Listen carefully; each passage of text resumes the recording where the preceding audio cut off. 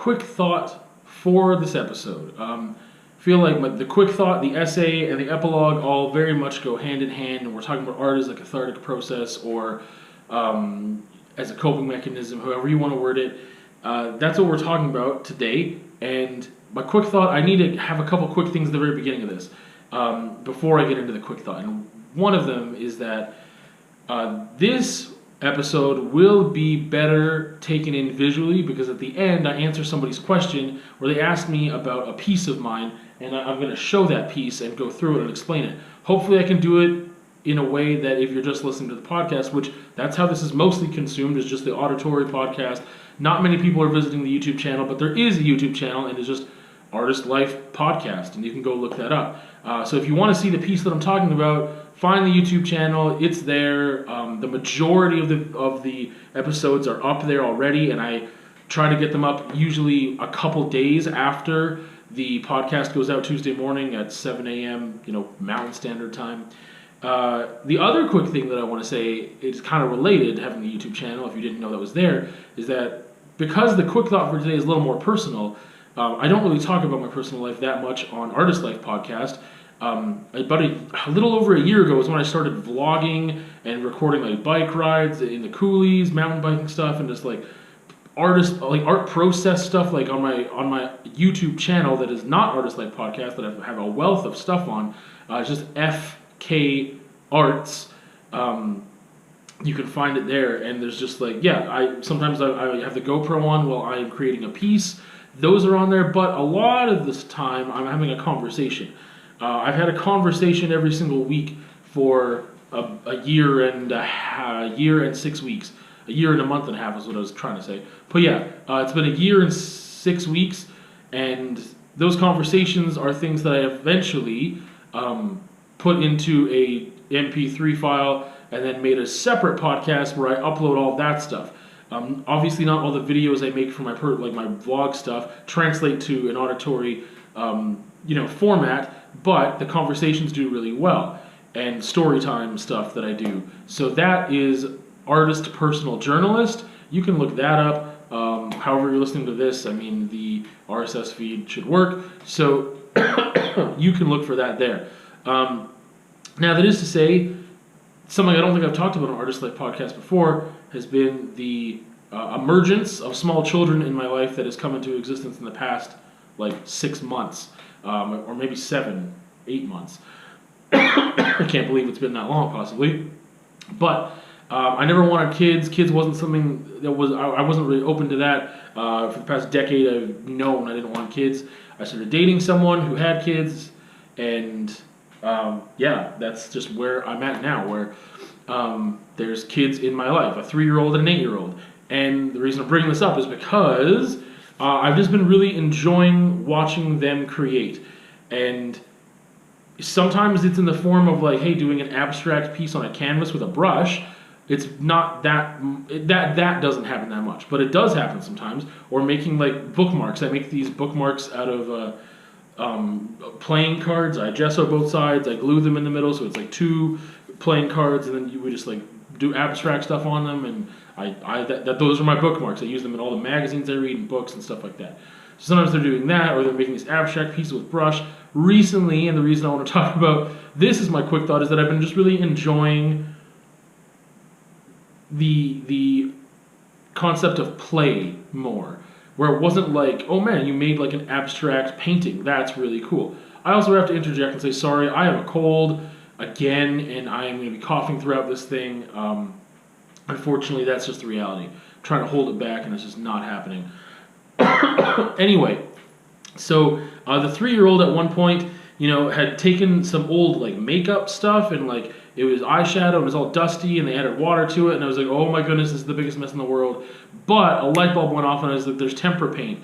I can get you some powdered tempera paint. You can mix them up, you can do whatever, and really enjoy that, because instead of doing what you were doing, which was using brushes and canvas, now you're just enjoying kind of painting on your hands and putting that on paper. And hey, that's okay. I'm just more open to that than I thought I would be, and just really enjoying the play aspect.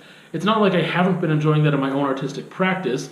I have been doing that more the past couple of years than I was before, we're going to get into that in the bulk of the essay here, but it was just my quick thought was just like, man, the past couple weeks, it doesn't happen very often, but since I've introduced the tempera paints, it's been just like, that's the immediate go-to, and it's like, I want to paint, and it's like, okay, and then I set up brushes and stuff, she's like, no, I don't want brushes, I want to paint my hands. She uses a brush to paint her hands, and then like ends up doing some like color field work basically on paper. It's just it ends up being one dominant color, which is usually bluish purple, because she only has pink, purple, green, and blue for these tempera paints.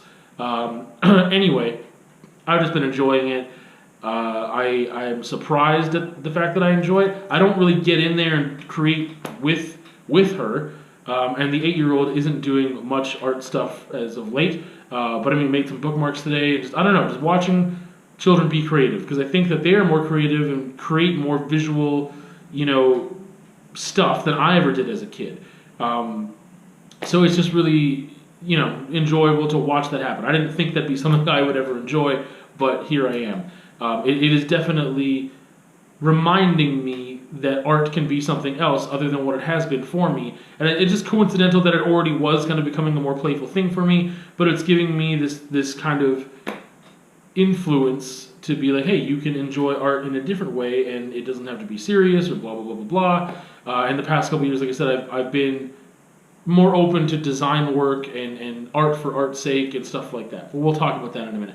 That's my quick thought that is just kind of introducing this whole thing. It's going to get a little more serious from here, but yes, using art as a cathartic process. I feel like, again, we got to reach back into some history here for me. As a child, I did not do a lot of art. I did some drawing and sketching, and a lot of children just do that. Whether it's I don't remember having coloring books.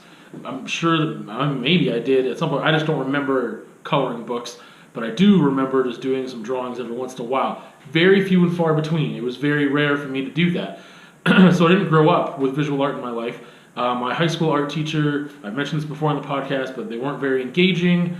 We'll leave it at that. And so from grade 7 to 12, I took art in high school and didn't enjoy it and didn't even know that I liked art. I went to a bigger city, and graffiti was introduced to me as a thing, and I was like, yo, this is sick. And I started vandalizing, and through there, that was my gateway drug. Like, graffiti, illegal graffiti, vandalizing property was my gateway drug to art. So when I was doing it then, in some ways, it was a coping mechanism. There were times where, it was a cathartic process in a way, not just to like destroy something, but just the act of creation. And I didn't do much that I would call art at the time. Like, I really think that tagging can be an art form. It's like calligraphy. It's, a signature. There's line work. There's composition and balance and emphasis and stuff that goes into composing. Like, hey, this is the word I'm going to use, and I want to make it pop. I want to make it like, I want to have sick hand styles. I want to practice it and do whatever. I want it to catch people's eye. Maybe I want it to be legible. Maybe I don't. Maybe, whatever. But like, there's a thing that's going on there, and it uses a lot of the elements and principles of design. Like I mentioned, there's balance and composition, and we're using lines, and we're creating emphasis on some parts. Sometimes there's a certain amount of contrast in one aspect or another that's going on. Like, there's a lot going on there, even with just a simple tag. And that's mostly what I did. I started at the very end to kind of try doing some throw-ups and stuff, and I just didn't get very far with it before I quit writing altogether. But that was something that was a cathartic process for me. Most of the time in the beginning, I was going out with like a friend, the dude who introduced me to graffiti, and it was kind of like a bonding thing. We were going out and just like running around, wrecking stuff, and obviously I eventually understood why that's not, well, I understood then it wasn't the greatest thing to do to, people's property. Eventually I stopped doing private property, started only doing city property. I feel like I have to mention that, but it was still something that I feel like I was using it. I was using an artistic medium, and I was creating by, I guess, destroying in a way, something visual, and it helped me. Helped me release things that I didn't even know were going on with me, whether it was anxiety or whatnot. There was definitely times where, part of it was just like the walking, physical activity, like being out in nature, being out in the city. And that's the thing, I got to explore I had a connection with the city. I had a relationship with the city based off of the graffiti that I was doing. That act is what led to me having a genuine relationship and connection with my city. So that is kind of what led into things. From there, I went into abstract work. Was kind of a natural step. I mean, I started doing graffiti on canvas and stuff. I stopped writing illegally on the street, and then that translated, into doing abstract work. And the very first two pieces of abstract work were not, I would say, anything. They were purely design based. I didn't really know what I was doing. I was just doing something. I didn't even think about calling it abstract or non-objective work. I was just doing it. And I was just like, hey, like I made this stencil that says FK, and I put it on my jeans one time, and I was like, oh, I should just put it on the corner of this, like, it was like a shelf that I took, like, someone like abandoned it in an alley or whatever, and it was just like, it was from like it could have been like a bookshelf or a TV stand, or I don't know what, but it was just like the shelf, and it was just this flat piece of wood, and so I took that, and then I painted on that. There was actually two of them. And so those are the first two abstract pieces I ever made, and I don't know, I didn't think of it as this like cathartic process then, but the very next abstract I made, and like the rest of the abstracts I made for a couple, I feel like almost every one for years after that was very personal. It was very much me getting my emotions out. Was like me directly just like I can't feel this thing anymore, and I went and started painting it instead. I've had a lot of negative coping mechanisms in my life. I was writing a lot during high school, so I had a lot of other negative coping mechanisms then too. But I was using, if we call, writing, art, which I do. That's what I was doing at that time. It didn't help me cope in some instances. There were some instances where you can't just sit and write for me. I had to go out and walk and like scream along to some Slipknot or something heavy, but that's where, abstract art really took me, and why I still create it so much, because it's so immediate and like animated and energetic and whatever else, that if I was really angry, which I was a much angrier person then than I am now, which is still weird to say, because I'm getting used to the fact that I'm not as angry as I was then, but it was something that I could do. Like I could carve into a masonite board, I could like scratch into it, I could punch it, I could burn it, like I just painted on it too. But I was creating these abstract works that were just very emotional and just super raw, because I didn't have any training then at all. I wasn't in university yet even when I started making these first couple paintings that I'm thinking of in my mind, these abstracts, and it was very much a coping mechanism for me. And I don't think I planned it, or it wasn't a very conscious decision, but I was aware of it at some point, that like, I used to do these other things that were pretty self-destructive in a manner of ways, and this is something that I'm doing now, and I like that, and like I don't even know what I'm doing, but I'm doing it, and I'm getting it out, and I felt better after. Like I felt good after I did it. I'd be listening to music, and the music, that's the thing, at the very beginning of making these first couple of pieces of like intentioned art, I was listening to music that was fueling, like the music I was listening to at the time, just like it made whatever I was feeling more extreme. Like it took that and said, you're at 9 right now, let's go to 11 with it and push this out. Like just push it out.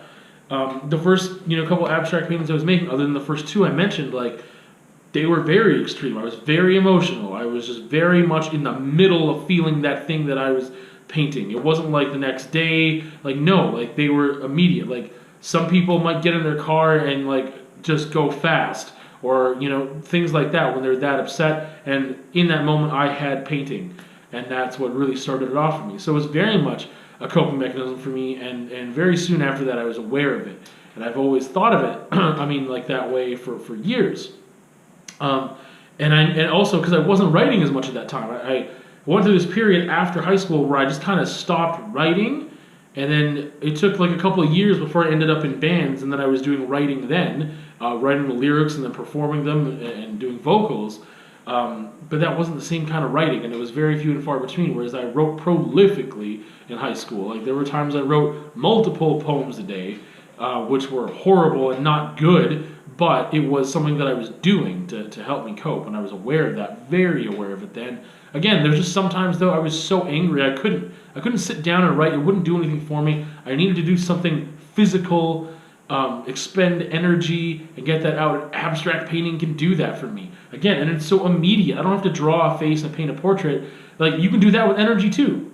Absolutely you can. It just isn't what I was drawn to, and it's even now when I do portraits and stuff, they don't have a lot of energy in that sense. Something I'd like to play with and experiment with more, but that's just not what I've been doing. So early on, for me early on was like, what, when I was 20, like 21, that I was like, yo, I just kind of realized this is art. Like I now I know a little more about what art is. I'm making art, and I didn't call myself an artist because I still don't really know what art was anyway. But I was like, yo, I'm making this stuff, and I'm really enjoying the feeling I get from, like, I don't know, it was like pushing yourself to feel this really bad feeling, but getting it out, like flushing it out onto this visual thing and having it dealt with. It was like done. It was there now, and it wasn't inside me. That was an amazing thing. When I went to university, after, I don't think I was even doing those pieces alone for like a year before I ended up going to university. And then, like, it was really my second year of university where I started taking art classes.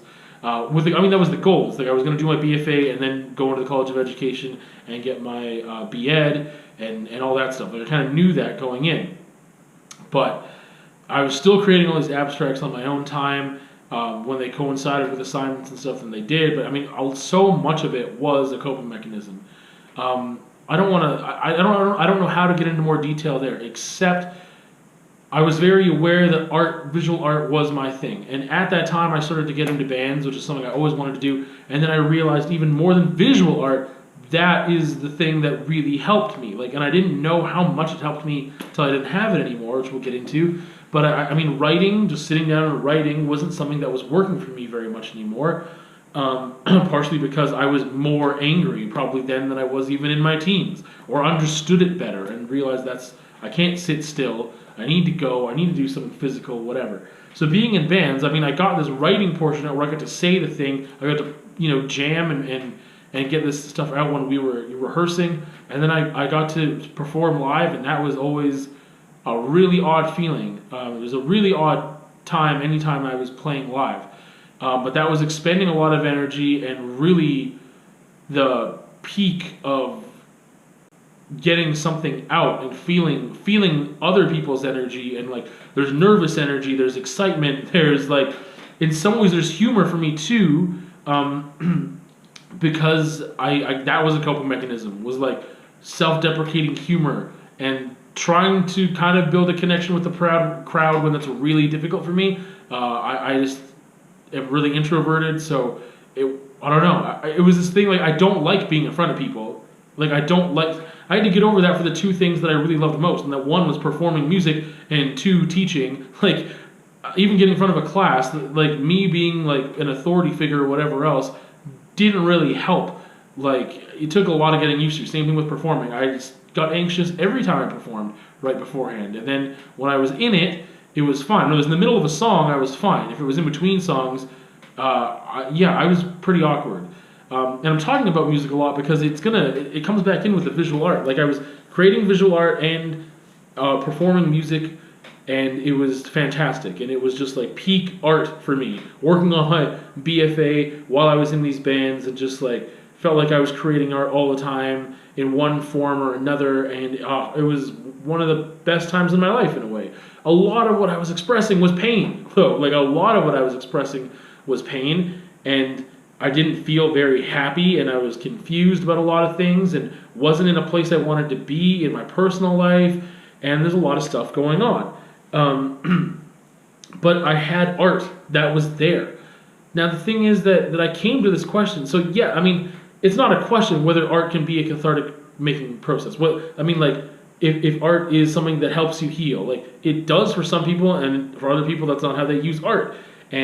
But it is definitely something that can be a coping mechanism. You can use it, and it's this very productive and beautiful thing when you can have a positive coping mechanism of any kind. But for me, creating art, either writing or creating visual art or even if, you know, like performing music, that's just, it's one of the most beautiful things to me, period, is taking a negative and turning it into a positive. And no matter what way you do that, that's one of the just best things, period, in life. So that's something that I found that I was doing. I found that I was able to cope with my day-to-day when, you know, I was able to have these experiences. And some of them I was completely reliant on other people for, which I'm going to get into more detail about with being in bands. And other times with visual art, I just needed myself and, you know, a space to make stuff. I was painting out of the trunk of my car. The first abstracts I made were out of the trunk of my car, which it mostly was spray paint.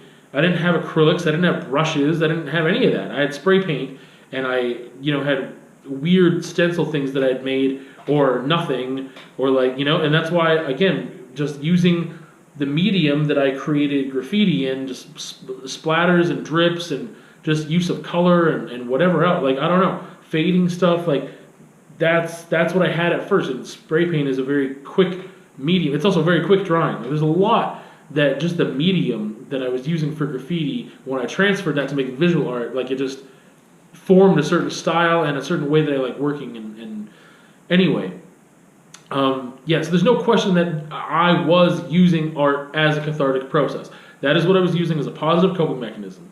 However, what we get to right now is that I realized around the time, about a little bit before I was working on my BFA exhibition, I realized that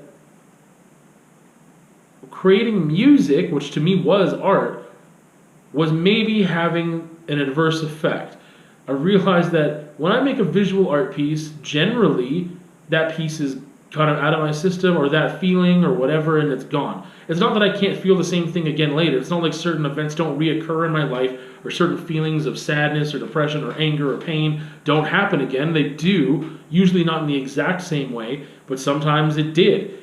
So making a piece again, I never felt like I was making the exact same piece again. However, I found that what drew my attention to the fact that I started to maybe make the same piece again, not that it looked aesthetically like it was, but that I was feeling the same things, that I was like, why didn't this go away? I thought I did this already, was through music. Because I would write a song and we'd perform it. I would jam it and I would enjoy jamming it. Like, they were really good times. It was this weird thing for me where when I'm in the moment, it's not like I turn myself off and it's just reciting hollow words. It was the majority of the time I was right back in that feeling, and I'm mostly expressing negative things that I felt, and experiences that I really were painful. So being right back in that moment every time that I rehearsed, and especially every time, for some reason it just like got heightened every time that we performed live, that just brought me back to that place all over again. And it was really difficult because it was such a weird experience performing, because I was light, because there was self-deprecating humor involved, and like being there with, you know, some of my closest friends, and like trying to enjoy each other's energy and like having a good time, and like, you know, we often said like, hey, who's gonna come party with us?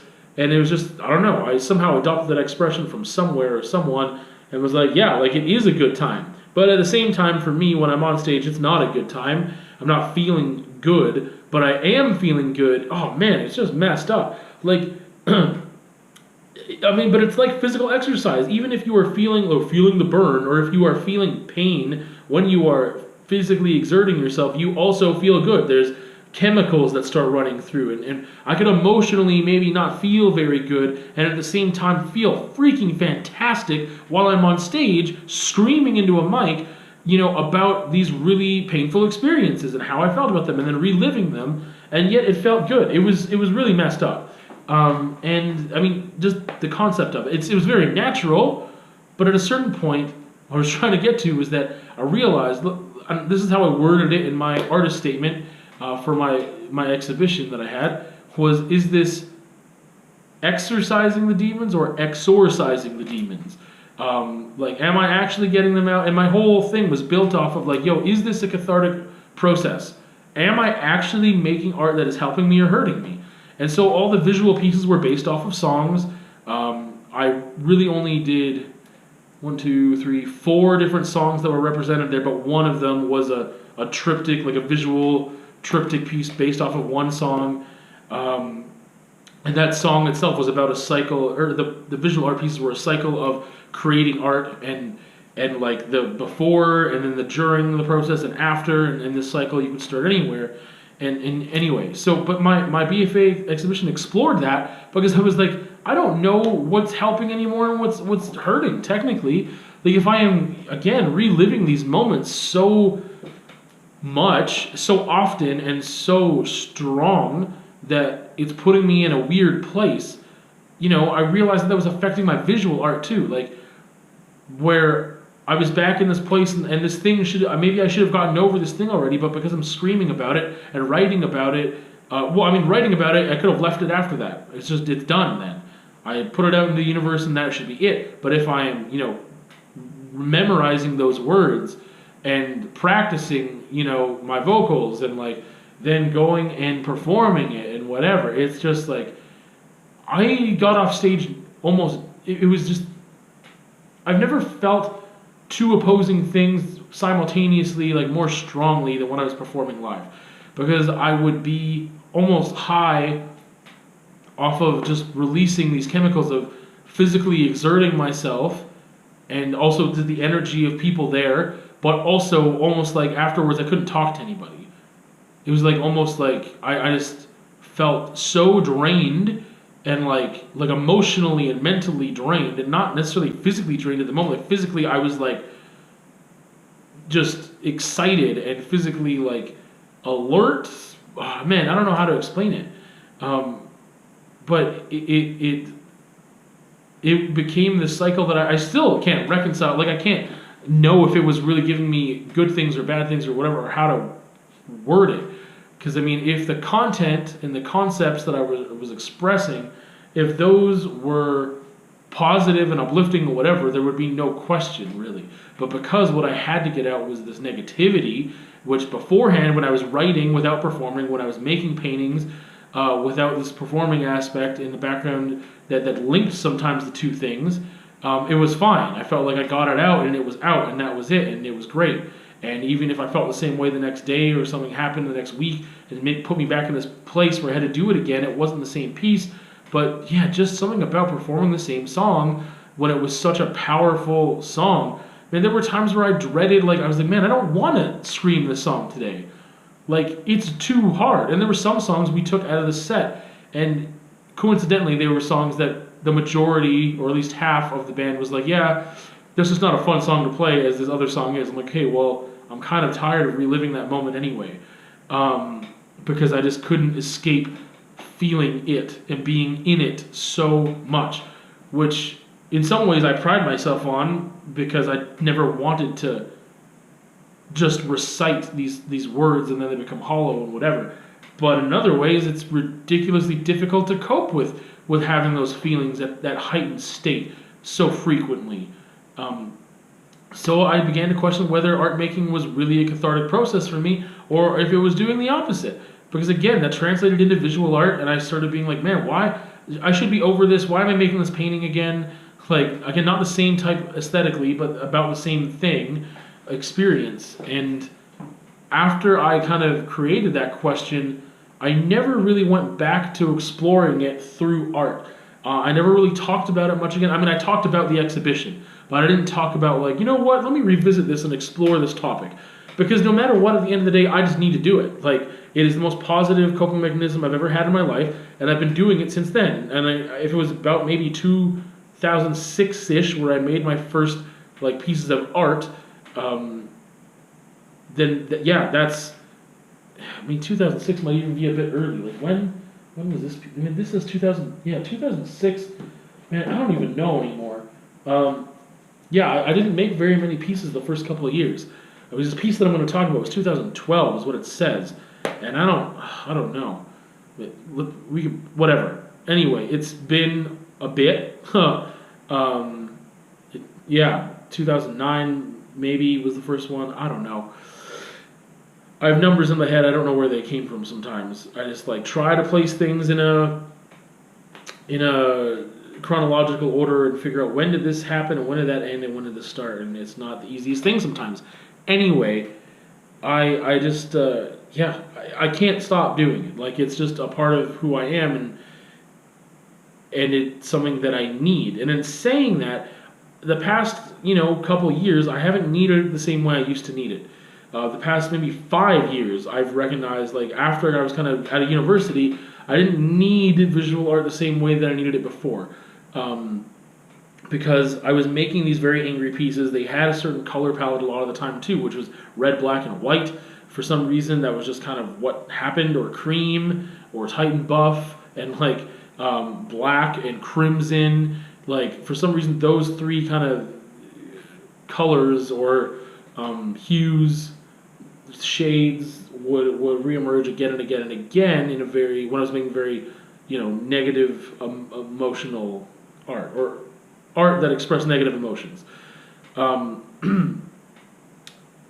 need it in a different way now than I did before, because I also like understand my anxiety more, and I'm less angry. But the thing is that, like, part of me battling anxiety is not creating a piece when I am distraught. It's trying not to get to that point. And sometimes just making art in a playful way is what helps me to just not be as anxious. I'm just not as anxious of a person if I've been able to paint.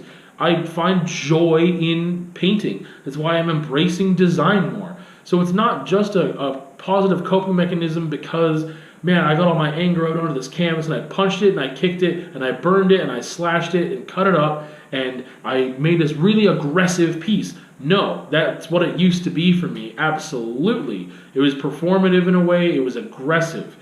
But it's been this other thing for me the past couple of years, especially where I've, again, embraced design more, made art about art, exploring some colors, exploring the certain methods and techniques, and experimenting and just having more fun.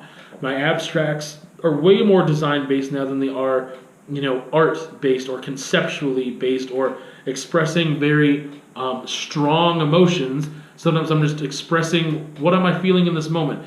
I didn't come to the piece with a feeling. It was more of like, let's pick some music that I am kind of gonna, I don't know, it affects me in a way, and just like, let's just roll with it and see what I can do. But just the act of creating is what helps me cope without needing to actually get to such a place where I need to do something right now and it has to be this aggressive, very energetic, crazy thing.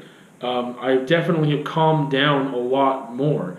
Part of that, again, I owe so much just understanding my anxiety. And also this whole thing of being like this external processor, like knowing what that term is and how it applies to me, that definitely helped me too. Just, I feel like certain labels do help me understand myself better. So it's just been in a much different way where art is still a cathartic process for me, but not in this extreme way that it was before, where I'm like, I have to get this out, I have to get this out, I have to get this out, get it out of me. It's aggressive and painful, and the product looks aggressive and like pain, and it's just become more fun. Like, I've just been exploring so many different things, enjoying myself in the act of painting, where it's not, I'm not torn like I was with those times where I was expressing these feelings in song and expressing them with visual art, having this feeling of this gross feeling afterwards, but also this euphoria at the same time, was very interesting and conflicting and weird, and I don't miss it. I miss performing a ton. I miss so much of it. I absolutely do, because the highs were so high. I miss the fun, I miss the energy, I miss being on a stage. Like, yes, absolutely, and if the opportunity is presented to me and I had the time, or if I made the time and just had people around me that were committed and whatever else, I would absolutely start performing music again. I've slowed down visual art when I was doing music, and things have fluctuated with writing and visual art. No matter what, that's there, and I know that it's there because I need it. And so even from 14, when I wrote my first poem, that, I feel like, is when art became a cathartic process for me. That is when I started using art as a coping mechanism. It never stopped. It just shifted into different mediums, different techniques, different purposes, different things to cope with, different styles. It's shifted so much. but it's so much of something that I need. And the more I'm aware of it, the more it helps. The more I'm aware of who I am as a person and my struggles and the feelings I'm feeling, the more I can do something about it. And it's still art for me. It's more than that too. Like mountain biking has been a huge thing for me. Just like besides physical health, I honestly just get way more calm, and I know that physical exercise helps me be less anxious in a day before the anxiety starts. Again, for me, it's more about prevention now than it is about dealing with it once it gets there. Because art for me used to just like trap the tornado and spit it out somewhere else. But now art for me is being able to just feel a little bit of a breeze and turn that into, I don't know, I don't have an analogy for it, but it's a breeze. Like I feel a little bit of a breeze coming in maybe sometimes, or maybe it's just complete calm. And because I was able to create something, I stay at complete calm and stillness, and don't have to let it build up into a storm of any kind. I'm really glad I got to talk about that today, because I realized more things about myself than I thought I knew, if that makes sense. With that, I am going to move on to the epilogue here, where, again, if you are listening to this, which most of you are consuming this in the podcast format, I would encourage you to maybe look at the YouTube if you are curious about this piece. It is called A Dance with Scarlet, a Self-Loathing Sonnet. It is from 2012. It is, very old, and I used to have it for sale, and I stopped. One, because it's a great teaching tool. I don't really make art in this, especially not abstract art, in this very formulated, planned, measured way anymore. But at the time I did, and I still love this piece visually too, but more about what it represents and how you can actually use, like how you can create an abstract piece. It's just a great example to show students, and sorry for tooting my own horn, but I just have to in this case. So, now the question that I'm answering, let me get to that, because that's what sparked this epilogue here. The question was, what's your most personal / sentimental piece and why? Now, depending on how you want to take that, sentimental. This is definitely one of the most personal pieces I've ever done. So let me try and deconstruct it here. And I'm trying to remember that some people can't see this visually. But again, so it's 18 by 24 masonite board. It is primarily very dark. I used sumi ink and acrylic, and I used gesso as a medium as well on this thing, because the white on here is gesso. There's also some objects and other things. The objects are cigarette butts, which we'll talk about in a minute. I was doing so good without coughing. Anyway, so yeah, it's very dark. It's black, crimson, white, and you can see some of the brown of the masonite board underneath. But that is the color palette for this, which I kind of talked about a little bit already, is being drawn to that when I was making darker pieces emotionally. I really like the color of blood, and I've realized that I used it a lot in my BFA exhibition, because to me that is so many things that it's not all negative. It's not just aggression. I mean, it's life. It's, basic and corny in a way, but I mean, it is so representative of so many things to me. Anyway, so this piece, A Dance with Scarlet, a Self-Loathing Sonnet. So this is the most sentimental piece to me, or sentimental almost sounds positive.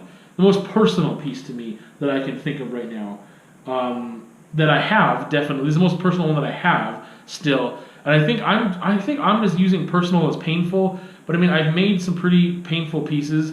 The one that comes to mind right away is one about my relationship with my father, which I don't have that piece anymore. It's not like it's sold or anything. I just dismantled it. That was from my BFA exhibition.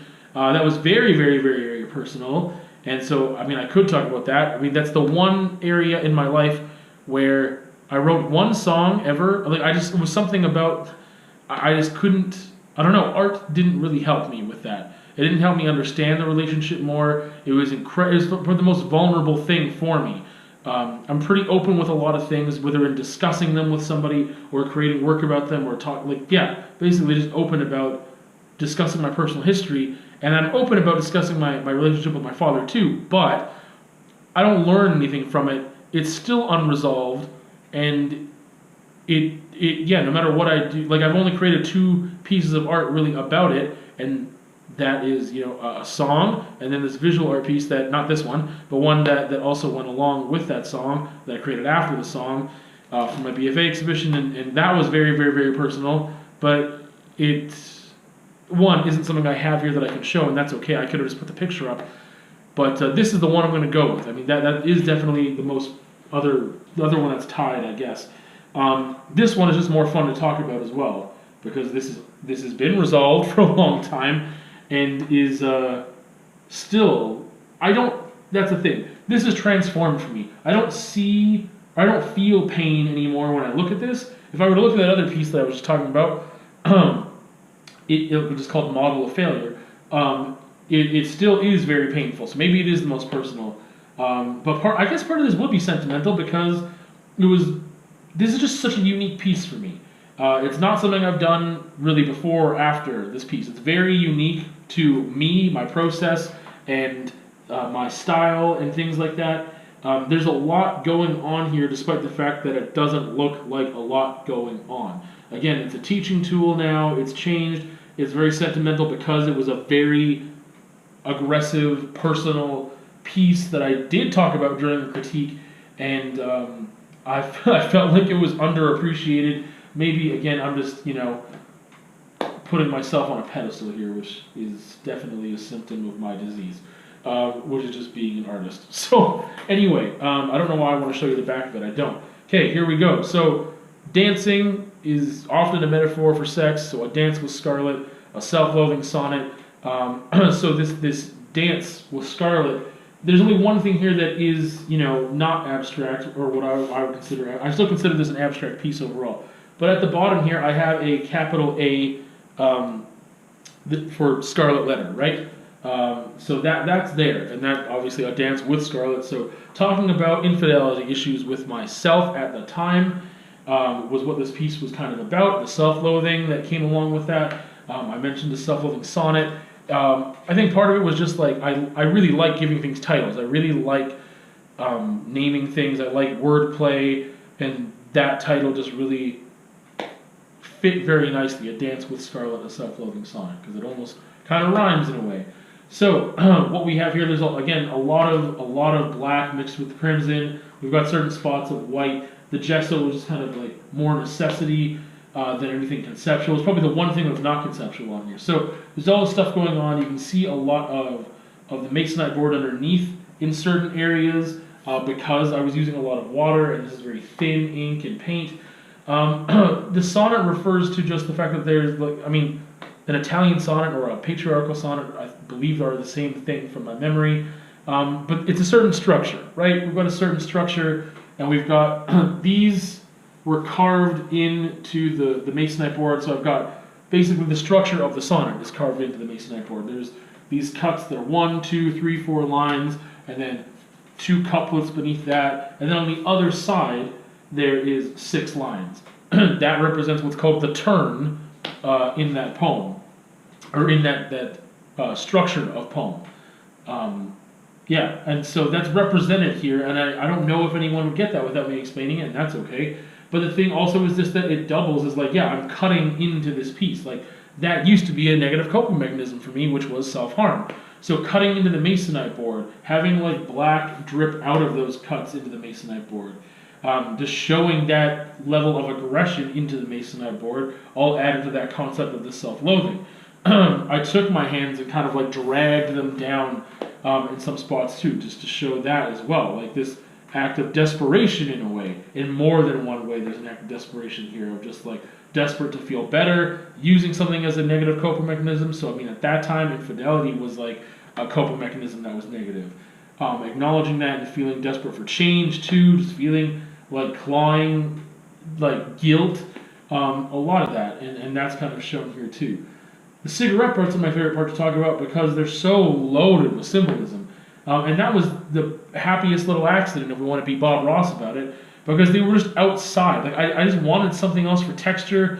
I was in the studio alone at the university, and just, like, I put down this gesso and I was like, this isn't doing it for me, I need more. And some of the cigarette butts have fallen off in the years because, I mean, this thing is, you know, from 2012. So it's done a lot of moves with me. And I went outside and, like, found these cigarette butts. And, like, I don't remember when I was like, yes, this is absolutely perfect. Like, I think I went outside and I saw the cigarette butts and I was like, yes, immediately, this works perfectly with the symbolism, with the concept. Because cigarette butts, or cigarettes, not cigarette butts, but cigarettes, period, are so much about, I mean, we've got death, and if we talk about le petit mort, if we talk about an orgasm and the way, like, you know, a little death, right? I mean, we're representing sex with death a lot of the time. We're talking about the dancing thing is in there, but with cigarettes, we've got a loss of life. We have a very strong connection to death, but we also have this connection to lust too. Like, I mean, it's something like that you put in your mouth, and there could be, you know, a parallel drawn to just like oral fixation, you know, just lips. I mean, for some people are very sexual. I mean, it's also just what we use for life. In this case, we're using it for death in a way. Yeah, but there's also the fact that cigarettes are a negative coping mechanism. So that in itself just kind of draws us back into infidelity and sex as a negative coping mechanism. So yeah, the cigarettes to me just were loaded with symbolism, and I really just, I don't know, the way they're put on here is maybe a little haphazard. I still really enjoy this piece. I like the composition of it. This capital A, I mean, I don't know if I needed it there for sure, but I wanted something to kind of like get people, if they really looked at it and they knew the title of it, it's like, oh, wait a second, maybe that's what's going on here. I think without that capital A, it just wouldn't have been potentially as strong to the viewer. They would have noticed really what the theme was, or the concept I was trying to express. So this is definitely one of my most personal, sentimental pieces that I've ever made. That's really all I can say about it, and I can be pretty casual about it because I feel like I've moved beyond this personally so much, and that things are like resolved in so many ways that I'm very far removed from it, and I can talk about it very casually. I can attempt to do that with other things, like my father, but those issues are not resolved, so I don't know how to talk about them in the same way. I don't really think there's anything else going on here that I could talk about. But yeah, this is that piece, A Dance with Scarlet, a self-loathing sonnet. I still think it is in some ways pretty juvenile or elementary, if you'd like. It was very early on in me creating art, but I mean, there's something about it that I still, again, I never create art like this anymore. I don't plan an abstract piece. The most I do is create texture first, and that's a little more calculated in some ways than I would be in the middle of painting, because everything just reacts to everything else. But this was like, hey, I'm going to use these colors, and again, colors I usually just pick immediately before an abstract piece, unless the piece is about color. I mean, all the abstract pieces are about color in a way, but I mean, like right now, I want to work on a painting that is baby pink and olive green, just because I want to experiment with those two colors next to each other.